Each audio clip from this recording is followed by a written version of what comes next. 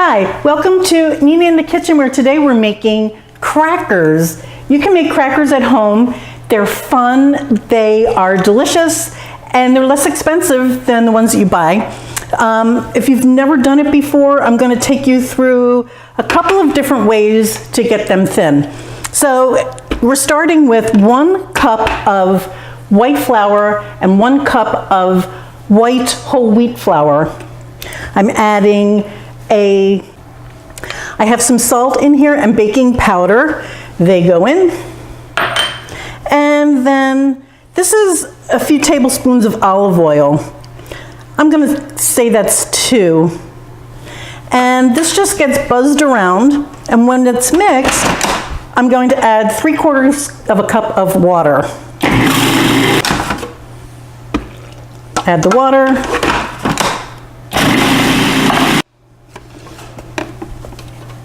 You have to push everything down a couple of times.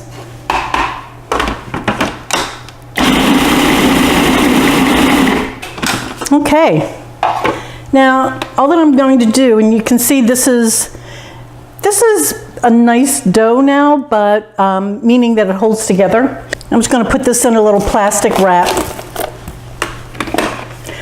Put this aside for about 15 minutes and just let it hydrate. And you do that with any dough that you make, whether it's for pasta or gnocchi or tortillas, whatever it is. You just want to, or pie crust, right? We did that already. So just going to let that sit for a few minutes, covered, and I'll clean this up and I'll be back. Well, 15 minutes has passed. My oven is on at 450, and these are only going to take about 3 minutes per side to bake. And the reason is I'm going to run these crackers through a pasta roller just to show you how to do that. But if you don't have one, you can roll it out by hand to about 1/8 of an inch thick. And those will be thicker than the ones I'm rolling today. So if you do the 1/8 inch thick crackers, you're going to put them in probably for 5 or 6 minutes per side. You put them in, after a few minutes you take them out, you flip them even though they don't look done. If you see just a little browning around the edges, that's the time to flip. So here we go. I have a little bit of flour, bench flour, and let me just put some down. Like with any pasta, because pasta means paste, right? So with any pasta, you just want to make sure when it goes in here that it's not going to be sticky. And just the same as when you make pasta, I'm flouring one side and I'm going to fold this into thirds. And that will keep your edges nice and neat.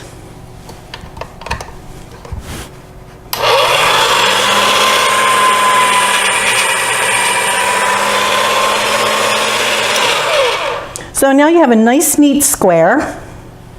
Let me just throw a little dusting on here. You have a nice neat square, and now I'm just going to continue rolling this just once per setting until I think it's thin enough.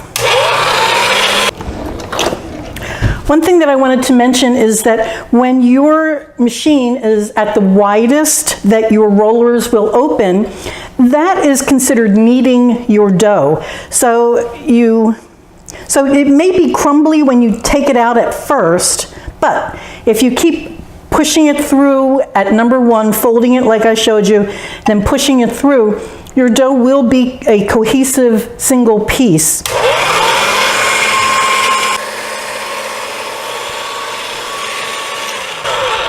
Now, if at any time this feels a little sticky to you, just take a little bit of flour and dust it. And now I'm on probably where I'm going to stop, which is number 5 on my Atlas machine. And that is thin. Look at that. That's probably 1 millimeter.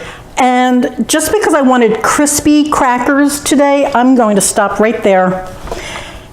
So we had a dinner party, and I made crackers for an antipasti, and I left them whole like these are, and it's really cool. You know, you take what you want, you break it. You can cut these into little squares. You can use a, I should have my pastry cutter, you know, the thing with the little wheel at the end. But as I said, I like these really funky organic shapes, and so I'm going with that. Now, one thing that you do want to do before they go in the oven is dock them. And what docking is where you just poke holes into something. And the reason for doing it is you don't want this dough bubbling up and cooking unevenly. So you just take a fork.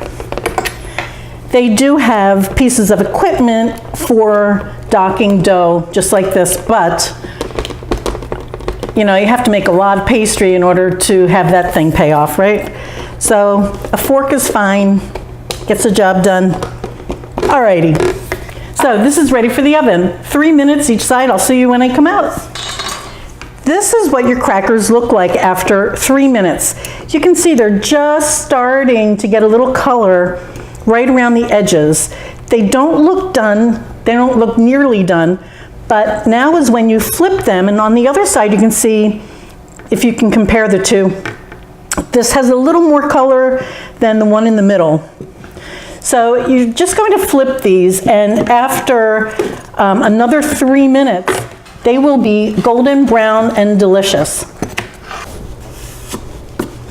We just finished baking these. They're all finished, and I just wanted to show you that when they come out of the oven, the first thing I do while they're still hot is brush them with a little extra virgin olive oil. That's optional, really, it's just for flavor, but it's so delicious. You can put a little sea salt on here, maybe some cracked pepper would be really nice, and then they cool in a heartbeat. And because these have seeds in them, they will burn in a heartbeat. These are so delicious. I don't know if you can hear how crunchy they are. The seeds make it rich, plus the extra virgin oil. These are so good. And what a great presentation. What a great way to have cheese and crackers and serve that to your guests. Something a little different. I love this. Anyway, I hope that you like and subscribe, and please follow me. I'm here on YouTube, Facebook, NinaInTheKitchen.net for the recipes, and thanks for watching, guys. Bye.